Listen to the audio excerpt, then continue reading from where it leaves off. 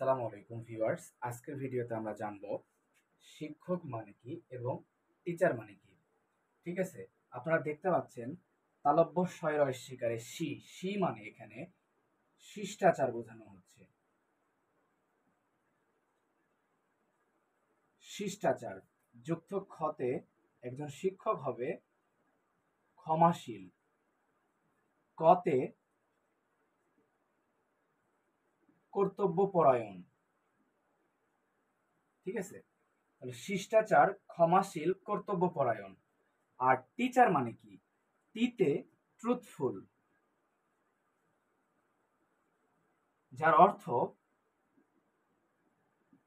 সত্যবাদী। ইতে এডুকেটেড, যার অর্থ শিক্ষিত। এতে অ্যাক্টিভ,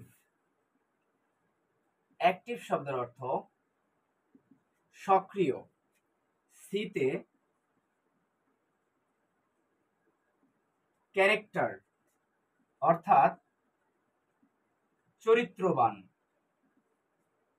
এইচতে অনেস্ট, যার অর্থ সৎ। ইতে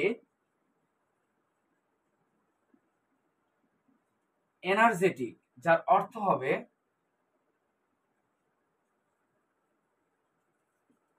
উদ্যোগী। আরতে রেসপন্সিবল, রেসপন্সিবল, যার অর্থ হবে